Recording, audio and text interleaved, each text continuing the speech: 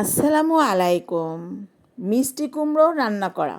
মিষ্টি কুমড়ো রান্না একটু গ্রেভিভাবে রান্না করা। মনে হয় যে এটা আবার দেখানোর কি আছে, কিন্তু আসলে মশলার তারতম্যে কিন্তু রান্নার স্বাদেরও কিন্তু তারতম্য হয়।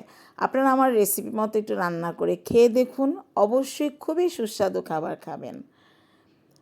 তেলের মধ্যে একটু লবণ ছিটিয়ে দিতে হবে, তাহলে আমি যে মশলা দিব মশলাগুলো ছিটে হাতে উঠবে না। এখন চিংড়ি মাছটা আগে ভেজে নিব, এতে স্মেলটা একটু অন্যরকম আসে, এবং মশলার মধ্যে চিংড়ি মাছ দিলে কিন্তু স্মেল অন্যরকম থাকে। এটা একটু ভাজা, একটু অন্যরকম স্মেল আসে, জন্য দিয়ে দিলাম। তার মধ্যে খুবই সামান্য মশলা, যেমন পেঁয়াজ বাটার যতটুকু আন্দাজে দিব তার 1/4 রসুন বাটা দিয়ে দিতে হবে, এবং এর মধ্যে কাঁচামরিচ কেটেও দেওয়া যায়, আস্তাও দেওয়া যায়। যখন কাঁচা গন্ধ ছেড়ে যাবে পেঁয়াজের, তখন এর মধ্যে একটু পানি দিয়ে হলুদের গুঁড়ো দিয়ে দিতে হবে। হলুদের গুঁড়ো পানির মধ্যে দিলে কালারটা নষ্ট হয় না, খুব সুন্দর একটি কালার আসে। দেখুন কালারটা কত সুন্দর হয়েছে। এর মধ্যে যখন মশলা কষানো হয়ে যাবে, অর্থাৎ তেল মশলা আলাদা হয়ে আসবে, তখন কিউব করে কেটে রাখা মিষ্টি কুমড়া দিয়ে ভালো করে নেড়েচেড়ে চুলোর আঁচটা একটু কমিয়ে দিয়ে ঢাকনা দিয়ে কষিয়ে নিতে হবে। কারণ কষানো বলছি এই কারণে যে মিষ্টি কুমড়ো থেকে যে পানিটুকু বের হবে এবং সেটুকুই আবার শুকিয়ে গেলে তখন এর মধ্যে পানি দিয়ে দিতে হবে। আপনি পানিটা দিবেন এমনভাবে যে আপনি যতটুকু ঝোল রাখবেন ঠিক ততটুকু পরিমাণে।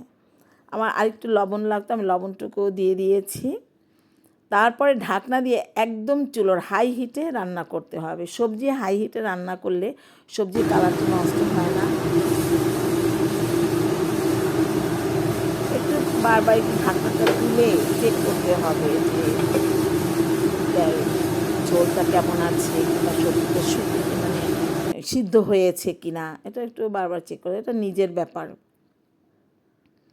চেক করে দেখছি যে আমার সবজিটা সিদ্ধ হয়ে গিয়েছে, মোটামুটি সিদ্ধ হয়েছে, আর 5 থেকে 10 মিনিটের মধ্যেই হয়ে যাবে। অতএব এখন আমি আমার বাড়তি যে মশলাটুকু দিয়ে দিব, অর্থাৎ কাঁচামরিচ চিড়ে দিয়েছি, এটা আপনারা আপনাদের স্বাদ মতো দিবেন, এবং চিনি দিয়েছে একটু। মিষ্টি কুমড়া যেহেতু, এটা আপনারা মিষ্টি কুমড়োটা কিন্তু চিনিটা দিবেন, আবার স্কিপও করতে পারেন।